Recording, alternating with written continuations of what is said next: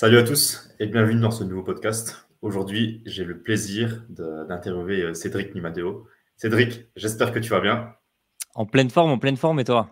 Ouais, je vais bien, merci. Est-ce que T'as tu des pourrais petits yeux, hein? T'as des petits yeux un peu. Ouais, c'est la fatigue. C'est la fatigue. On travaille. On travaille Le beaucoup, hein. charbon, toujours le Je pense charbon. que, je pense que tu connais tout ça. Évidemment, évidemment. Voilà. Est-ce que tu pourrais te présenter pour les personnes qui ne te connaîtraient pas? Yes, carrément. Bah, moi, Cédric de Saint-Jean ou Cédric Numadeo, peut-être on me connaît plus sur ce nom-là sur les réseaux sociaux. J'ai lancé, du coup, l'agence Numadeo il y a un peu plus de 2 ans. Aujourd'hui, j'ai 25 ans. On a accompagné plus d'une centaine de clients. On est dans la niche, de l'accompagnement sur l'inbound marketing via la vidéo. Donc on a un côté, stratégie marketing, un côté production vidéo, qu'on maîtrise à 100 et on a travaillé, je pense, avec, la plupart des infopreneurs, entrepreneurs français dans le business en ligne que vous connaissez, quoi. Est-ce que tu aurais des noms de clients avec qui tu as travaillé qui sont assez influents sur le web? Ouais, carrément. Déjà, si vous voulez voir un échantillon de tous les clients, je vous invite à aller voir numadeo.fr. On met beaucoup en avant les clients qu'on accompagne. Mais sinon, en nom très connus, on a Yomi, Denzel, on a Oussama Hamar, on a Alec Henry, on a Anthony Bourbon, on a Lacrim, on a Booba, on a Michou Inoxtag, on a Guy de Besbar, on a Maes, etc., etc. Donc, il y a beaucoup de personnes qui sont connues, que ce soit dans le monde de l'artistique. Forcément, on est un peu tombé dans ce monde-là par notre présence sur Dubaï et nos contacts. Mais aussi et surtout dans le monde de l'entrepreneuriat en ligne où honnêtement, c'est sans ego, on a travaillé de près ou de loin avec pratiquement tout le monde dans cet écosystème-là. En tout cas, on les a eus en contact ou les a eus au téléphone, sur ces 2 dernières années, quoi. Comment est-ce que tu as pu trouver cette opportunité de pouvoir travailler avec ce genre de personnes? Alors c'est une longue histoire. Déjà, je pense qu'il y a un rôle qui est très important dans n'importe quel business et pour moi, c'est les fondations, pour, scaler une offre ou un service, énormément, loin en termes de chiffre d'affaires, c'est le positionnement. Et le positionnement, déjà, il y a 2 variables à prendre en compte, c'est l'océan rouge, l'océan bleu. Et en fonction du time to market dans lequel tu es, tu vas être dans un océan rouge, océan bleu, et cetera et de la concurrence qu'il y a sur le marché. Nous, la chance qu'on a eue avec Numadeo, entre guillemets, c'est qu'on s'est positionné sur un océan bleu il y a 2 ans, autour justement de l'inbound marketing. Si tu veux, il y a 2 ans, même 2 ans et demi, le marché de l'infoprenariat et le business en ligne était un marché encore pas nouveau, mais c'était un marché en croissance, tu vois? C'était Mmh. pas un marché qui était saturé. Donc il y avait énormément de nouvelles têtes qui voyaient le jour, chaque mois sur, l'infoprenariat. Il y en a toujours encore aujourd'hui, mais à cette époque-là, c'était pas encore, énormément, diffusé auprès de tout le monde et du coup, si tu veux, à cette époque-là, on était vraiment positionné en tant qu'accompagnement sur YouTube, principalement en inbound. C'est-à-dire qu'on accompagnait les personnes à développer leur image sur YouTube en done for you. C'est-à-dire qu'on faisait la stratégie, les sujets, les concepts, le tournage, le montage, l'ADA, la publication, on gérait tout de A à Z. Et à cette époque-là, si tu étais un infopreneur qui voulait justement déléguer cette partie-là, tu allais trouver ton monteur, tu allais trouver ton CM, tu allais trouver ton expert SEO, tu allais trouver ton graphiste, mais tu Mmh. avais personne qui proposait cette solution tout en un, qui gérait Ouais. tout de A à Z avec un seul interlocuteur. Et donc, du coup, j'ai identifié cette problématique, cette faille, si tu veux, dans le marché. Je me suis dit, il y a peut-être un levier à aller chercher là-dedans. Donc, au départ, Numadeo, c'était quoi? C'était uniquement une agence qui accompagnait les entrepreneurs en ligne à se développer sur YouTube en inbound et uniquement des entrepreneurs francophones. Donc, on a pris ce créneau-là à fond. Et ce qui a fait que sur la première année, on était vraiment que positionné là-dessus. On a énormément scalé uniquement sur cette verticale-là. Ça nous a permis de recruter nos premières personnes, de prendre nos premiers clients, d'avoir énormément de bouche à oreille. Et si tu veux, la force de cette offre irrésistible, cette offre super sexy, a fait que on n'était jamais en manque de clients. On était plus dans la problématique de comment on fait pour délivrer tous ces clients.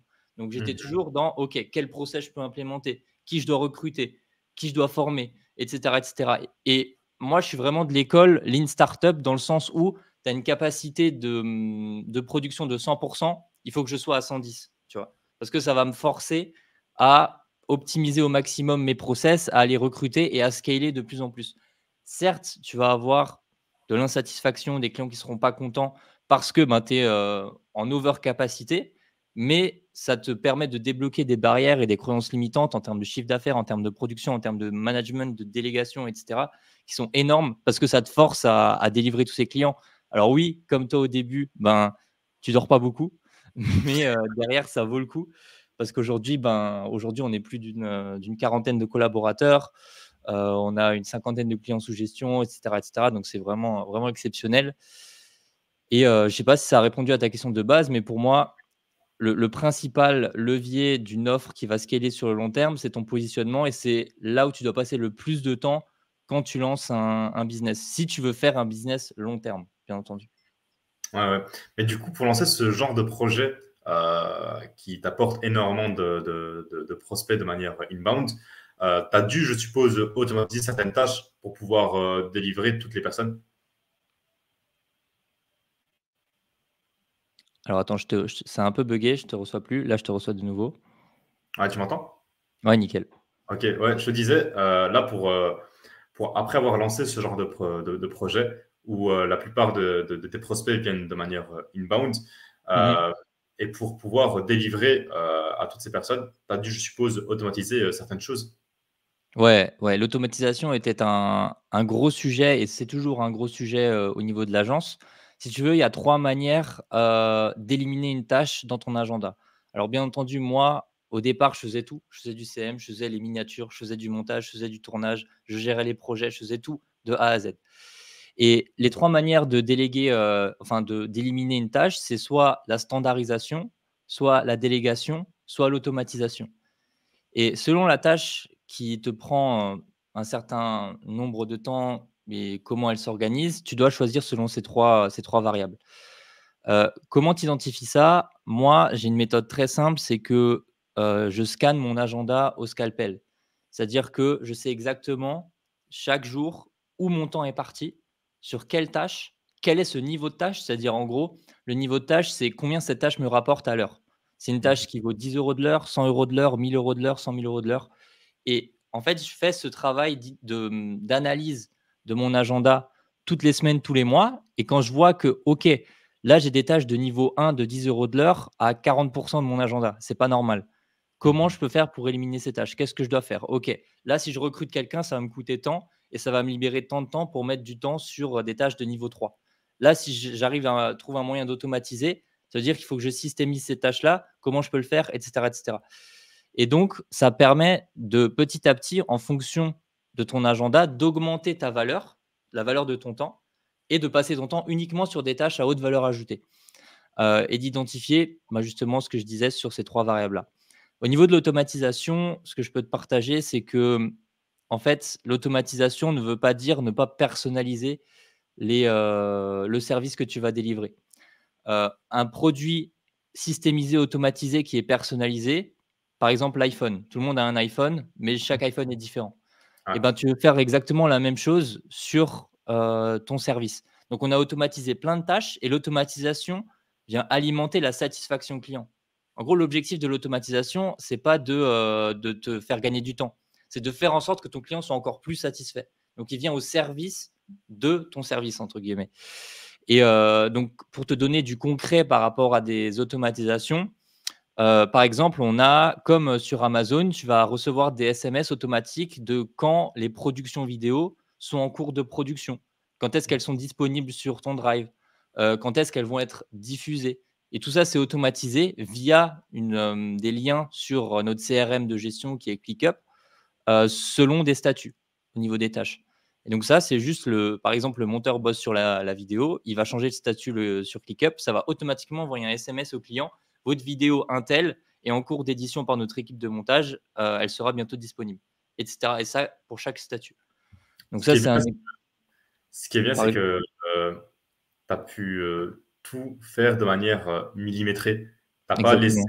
une seule chose partir tout seul, en fait. Il y a chaque chose, qu'elle soit minime, elle est aussi prise de manière comme si c'était une tâche qui prenait 50 heures de ton temps. C'est que Mmh. là, tu as vraiment tout processisé pour que tu puisses voir l'avancée de toutes les choses que tu fais durant la semaine ou bien durant le mois. Exactement. Il y a une phrase que j'aime beaucoup qui s'appelle s'organiser comme un robot pour vivre comme un humain. Tu vois. Ouais, c'est vrai. Et, et ça change tout quand tu comprends ça. C'est vraiment, en fait, il y a une différence entre être freelance et être CEO d'agence. C'est quand tu as une tâche, une mission qui arrive, c'est pas comment je le fais, mais qui va le faire, tu vois. Et ton Mhm, rôle maintenant en tant que CEO, c'est de trouver les meilleures personnes pour travailler sur ces missions-là. mhm. Ouais, c'est vrai. Mais là, dans ce cas-là, on va dire que pour une personne qui aimerait se lancer donc dans l'inbound de marketing de manière par vidéo et donc ne pas passer par le côté freelance mais le côté agence, qu'est-ce que tu pourrais leur dire? Comment ça? C'est-à-dire, les personnes veulent directement scaler et arriver à un palier, de chiffre d'affaires dans l'aspect inbound marketing? Elles voudraient lancer leur propre agence. Donc, on va OK. dire qu'elles ont quelques notions, vraiment de manière très, très, très vague, mais qui aimeraient donc se positionner en tant qu'agence. Mmh. Donc, par rapport à l'inbound marketing, déjà ce que je peux te partager, c'est que maintenant on est sur un océan qui est rouge sang, qui est saignant. Donc moi, si tu veux construire un business long terme et scaler une agence, je pense pas que ce soit la meilleure verticale sur laquelle te positionner, surtout en ce moment autour de l'infoprenariat. Alors par contre, en fait, quand un océan est rouge, ça veut dire qu'il y a du chiffre à aller chercher, c'est-à-dire qu'il y a de la demande. Donc tu peux, en tant que freelance ou même en tant qu'agence, aller chercher quelques milliers d'euros par mois, voire quelques dizaines de milliers d'euros par mois. Par contre, si derrière tu vas aller chercher du 6 chiffres à 7 chiffres par mois, il va falloir que tu réfléchisses beaucoup plus profondément sur ton positionnement. Donc, moi, ce que je conseillerais, si tu veux te lancer en tant qu'agence, tu peux commencer à faire tes armes sur ce marché-là qui est l'inbound marketing vidéo pour les entrepreneurs, les infopreneurs ou même d'autres secteurs d'activité. Mais ce ne sera pas du tout une finalité en soi parce que les gars, j'étais là il y a 2 ans et j'ai éduqué tout le marché pour ça. C'est-à-dire que j'ai vu l'évolution du marché. Je vois toutes les semaines des personnes copier notre image de marque, copier notre positionnement, copier notre site, enfin voilà, tout le Mhm. copywriting, etc.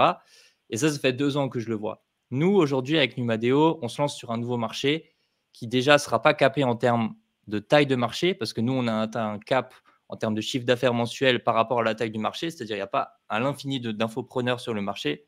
Donc, au bout d'un Mhm. moment, tu es capé. Euh, et cette verticale-là, je sais qu'on se repositionne sur un océan bleu et qu'on a de nouveau 2 à 3 ans d'avance. Donc, je ne vais pas partager encore le positionnement parce qu'on est en plein A/B test sur justement les clients et l'offre, etc. Mais du coup, la finalité de mon conseil par rapport au lancement d'une agence en inbound vidéo, c'est tu peux faire quelques milliers d'euros et faire tes armes. Par contre, si tu veux scaler, réfléchis à ton positionnement, identifie des problématiques clients sur les marchés par rapport à ton expertise. Et derrière, c'est pas du tout facile, hein. Le positionnement, c'est quelque chose de très, très compliqué. Ouais. Et il faut beaucoup d'A/B tests pour confirmer une verticale. Mais plus de temps tu vas passer sur ton positionnement, plus de temps tu vas être certain de ta verticale, tu vas pouvoir scaler sur le long terme. Et quand je dis réfléchir à ton positionnement, c'est pas faire 10 000 études de marché, et cetera. Pour moi, je suis dans la notion que l'action amène la stratégie et pas l'inverse. Donc, il faut que tu concrètement A/B testes ton offre avec des clients. Tu prends des appels, des calls avec tes potentiels clients. Tu appelles tes prospects cibles. Tu appelles la concurrence pour voir comment ils s'organisent, etc., etc. Et ça te permet d'avoir de la donnée concrète sur est-ce que tu as un bon ou tu as un mauvais positionnement par rapport à la demande qu'il y a sur le marché. Mhm. Et par rapport à l'océan bleu que vous avez trouvé, comment est-ce que tu as pu valider l'idée sur le marché? Quels ont été les KPIs ou bien ce que tu as utilisé pour pouvoir mesurer son potentiel succès? Alors, c'est toujours quelque chose d'assez, comment dire? Pas très tangible. C'est plus un feeling, tu vois? Mhm. Certes, on A/B test avec, comme je te l'ai partagé, des calls avec les prospects cibles. C'est-à-dire que, on lance des campagnes d'outbound marketing où derrière on va avoir du call qui va se réserver par rapport à cette verticale-là. Donc déjà, si tu as un bon copywriting et tu as un bon angle sur ton service et que les gens bouclent des calls, ça veut dire que ta verticale, elle a de l'intérêt déjà. Ça veut dire que les gens s'intéressent et veulent avoir des informations. Et ensuite, tu confirmes cette verticale en faisant ta déballe, en faisant justement ton call de closing avec ces personnes-là. Là, tu vois, tu t'analyses les objections que ces personnes vont avoir. Et il te faut du volume. C'est-à-dire, c'est pas avec 3 appels clients que tu vas valider ou non une verticale. Il faut que sur un mois, tu fasses une cinquantaine de calls à peu près. Tu vois, je dirais que c'est un bon échantillon, une cinquantaine de calls. Derrière, tu enregistres. Moi, déjà, une règle qui est obligatoire, c'est on enregistre tous les calls de closing. Parce que derrière, n'est optimisable que ce qui est analysable. Donc, il faut que tu aies de la data. Derrière, tu notes les objections qui reviennent le plus souvent, ou même toutes les objections qui reviennent, et tu adaptes ton offre par rapport à ces objections-là. Et justement, ça va te permettre d'avoir un entonnoir pour affiner cette offre-là, ou alors même pivoter. Derrière, tu vas peut-être même découvrir des besoins clients que tu ne savais pas. Parce que la réalité que toi, tu crois, je ne sais pas comment dire ça, j'ai l'impression d'être un philosophe, mais ta vision de la réalité, c'est peut-être pas la vision de la réalité de tes prospects. Parce qu'ils sont dans une réalité qui est complètement différente par rapport à leur expérience, leur historique, leur marché, etc. Donc, il faut que tu comprennes vraiment quels sont les besoins de tes potentiels clients par rapport à la verticale que tu veux lancer. Et on est actuellement en plein dedans, nous. C'est-à-dire que on est dans les campagnes d'outbound, on est dans les calls en ce moment de validation de l'offre. Et les premiers résultats qu'on a sont vraiment très, très optimistes par rapport à cette verticale-là. Et aussi une autre variable qui m'a vraiment fait valider ce positionnement-là, pardon, c'est que le potentiel d'upsell est énorme. C'est-à-dire que là, rien que sur un service, on a des paniers moyens entre 10 et 20 000 euros. Par contre, derrière, on peut upsell pour du 50 000, 100 000, 200 000 euros très facilement parce que c'est vraiment un marché où tu peux apporter du conseil et de la stratégie et du done for you sur énormément de sujets. C'est difficile d'en parler sans énoncer le marché, sans énoncer la verticale, etc. Mais en tout cas, je pense qu'on tient un très bon truc. Et de toute façon, quand les tests seront validés et qu'on va lancer à plus grande échelle, vous verrez bien entendu sur mes réseaux cette nouvelle verticale-là. Et j'en suis certain que d'ici 6 mois, j'aurai déjà des copy-paste d'autres personnes sur cette verticale. Mais on prend de l'avance et j'ai pas peur que derrière, les Avengers qui sont sur Numadeo auront de quoi surpasser la concurrence. En tout cas, je te l'espère. Mais tu as dû sûrement avoir des moments où ça n'a pas marché comme tu le voulais. À ce moment-là, qu'est-ce que tu fais si ça échoue? Alors sur les difficultés que j'ai pu rencontrer plus généralement dans l'entrepreneuriat, pour moi, la chose la plus compliquée que j'ai dû gérer, c'est un associé qui n'était pas présent dans le business, c'est-à-dire qui remplissait pas son rôle et qui n'était pas aligné par rapport à la vision de la boîte. Donc c'était une problématique très, très difficile à gérer parce que j'étais jamais associé avant ces 2 années de business et tu as pas l'expérience pour gérer ce genre de complications. Maintenant, je l'ai et c'est super cool parce que derrière, je ferai plus du tout les mêmes erreurs dans tout l'aspect association autour d'un business. Mais les complications que j'ai pu rencontrer, ça a été de comment faire sortir la personne alors que c'est une personne qui est très émotionnelle par rapport justement à l'entrepreneuriat. Donc, il faut trouver les bons leviers, les bons deals avec cette personne pour la faire sortir. Heureusement, dans notre malheur, ça s'est très bien terminé, même si on n'est pas les meilleurs amis du monde, mais ça s'est très bien terminé. On a trouvé un point d'entente qui satisfait tout le monde. Mais derrière, c'était 6 à 8 mois où tu as un engrenage qui est bloqué dans ton agence. C'est-à-dire que c'est une personne toxique, c'est un mot qui est assez fort, mais c'est quand même le cas, qui va empoisonner tous tes process, toute ta satisfaction client, tout ton delivery, toute l'ambiance au général dans ta boîte. Et tant que tu n'as pas éliminé ce problème-là, très compliqué d'avancer et de scaler. Par contre, depuis début 2023 qu'on s'est séparé de cette personne-là, c'est incroyable. On a vraiment des résultats en termes de satisfaction client qui n'ont jamais été aussi hauts, une rentabilité qui n'a jamais été aussi haute, une équipe qui n'a jamais été si heureuse. Enfin bref, tous les voyants depuis que cette personne est partie sont au vert. Et c'est pas que uniquement à cause de cette personne-là, il y avait d'autres problématiques aussi de management, d'équipe, où derrière j'ai retiré presque toute une partie de l'équipe fin 2022 pour recruter des nouvelles personnes, mis en place de nouveaux systèmes d'organisation d'équipe. Enfin bref, il y a plein de leviers qui font que depuis début 2023, ça se passe nickel. Par contre, 2022, c'était quand même chaud. C'était quand même chaud au niveau relations humaines, au niveau gestion de la boîte, au niveau même, est-ce que tu as envie de continuer ce projet-là avec les personnes avec qui tu travailles? Tu vois, c'est énormément de remise en question. Et finalement, j'ai l'impression d'avoir fait les bons choix par rapport à la gestion de la boîte. Et aujourd'hui, je touche du bois parce que ça se passe nickel, quoi. Mhm. Ok. Ben, en tout cas, Cédric, merci pour aujourd'hui. Avec Ça a plaisir. 20 minutes, c'est court. Mais C'est très court. On a tellement de choses à dire, mais on a pu au moins condenser, histoire que les gens puissent vraiment comprendre ton secteur et même, pourquoi pas, se lancer dedans. mhm. Pas sur l'océan rouge de sang, comme tu as dit, Allez-y, mais hein. en dire de manière générale. Mais au moins, Exactement. ça leur donne un aperçu de ce que tu fais tous les jours.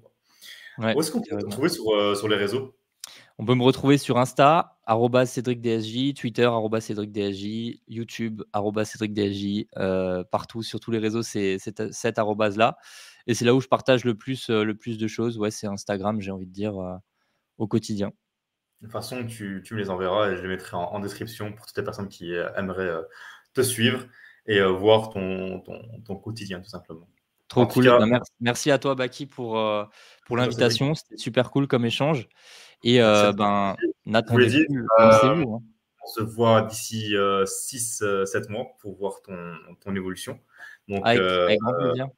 voilà, histoire de voir ce que tu as fait et si l'océan bleu dans lequel je suis actuellement a porté ses fruits. Exactement, si on surfe sur la vague ou pas. Merci à toi pour aujourd'hui À et plus. en tout cas, on reste en contact. Salut. Ciao.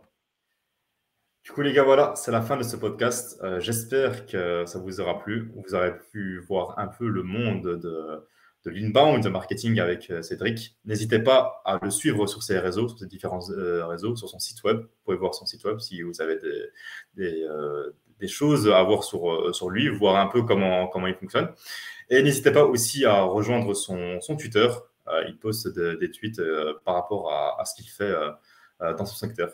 Si vous avez aimé ce podcast, n'hésitez pas à aimer la vidéo, à vous abonner, à commenter et aussi à me rejoindre sur mes différents réseaux.